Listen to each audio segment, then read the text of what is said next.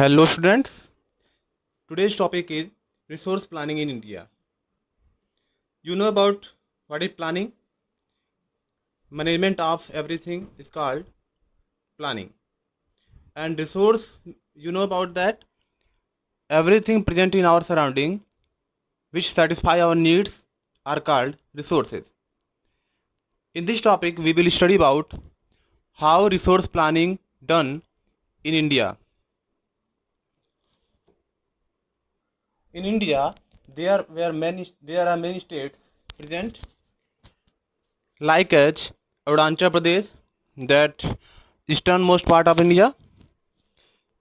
In Arunachal Pradesh, there is abundant water resource which flow from the mountain region to the terrain of Assam. In Jharkhand, Chhattisgarh, Odisha, West Bengal, Madhya Pradesh, these are the states which have a good quantity and quality of minerals present in them, such as iron ore. In Rajasthan, there is solar and wind energy. Gujarat and Maharashtra have petroleum reserves. Karnataka have gold mines, and different regions have different resources. In Ladakh region, there are cultural heritage, but every state does not have every resource. So it is necessary to manage the resources so that every states get benefit for that. So resource planning in India is very important. Like as in UP, you are living in UP.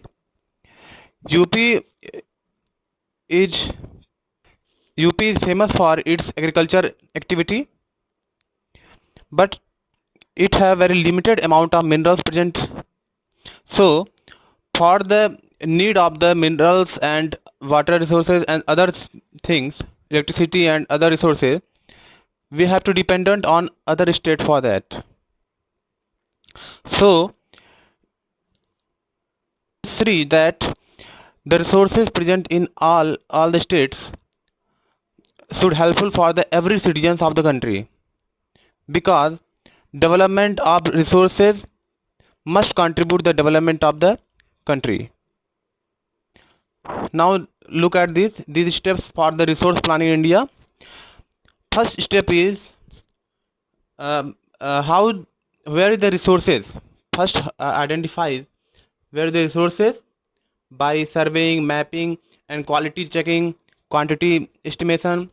For example, अगर कहीं पर ज़मीन के अंदर कोयला मिल रहा है तो पहले कहाँ पर मिल रहा है ये देखा जाता है, उसके बाद उसकी मैपिंग की जाती है, कितनी मात्रा में मिल रहा है, क्वांटिटी, किस क्वालिटी का उसमें कोयला मिल रहा है ये देखा जाता है.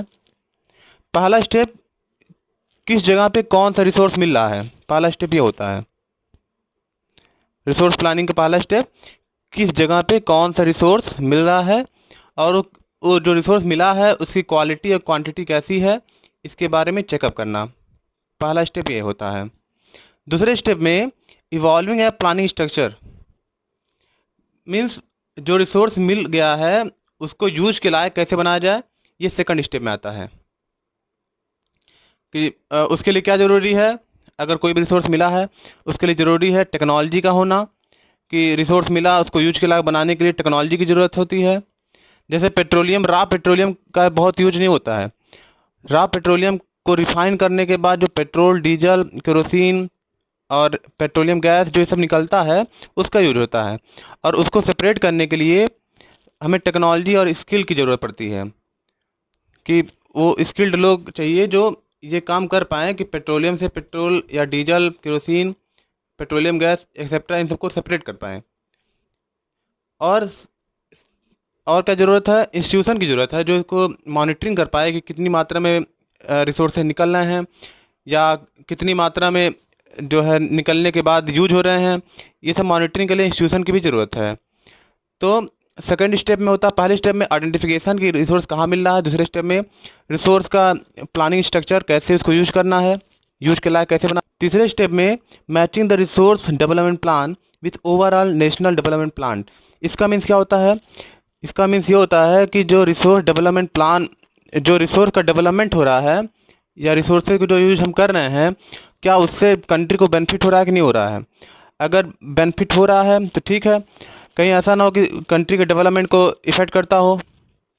तो जो भी रिसोर्स ढूंढा जाए या बनाया जाए या यूज किया जाए, उससे कंट्री का डेवलपमेंट होना चाहिए, ये भी ज़रूरी है। ना कि किसी एक पर्टिकुलर स्टेट का बेनिफिट हो, पूरे कंट्री का लॉस हो रहा हो। जैसे सपोज दैट झारखंड में कोयला निकला, वहाँ वहाँ के लोगों को बेनिफिट कर रहा है, लेकिन पूरे कंट्री में धुआं जा करके उसका नुकसान पहुँचा रहा है। तो ये भी ज़रूरी है कि जो रिसोर्स निकले वो पूरे कंट्री के लिए बेनिफिशियल हो या पूरे कंट्री के डेवलपमेंट में अपना पार्टिसिपेशन दे सकता हो, ये भी ज़रूरी है। तो 3 स्टेप्स ऑफ रिसोर्स प्लानिंग होते हैं। आइडेंटिफिकेशन, पहले रिसोर्स कहाँ मिल रहा है, दूसरे स्टेप में रिसोर्स को यूज के लायक बनाने के लिए प्लानिंग स्ट्रक्चर, और तीसरा है matching the resource development plan with the overall national development plan. Resource के डेवलपमेंट से नेशनल का भी डेवलपमेंट होना चाहिए।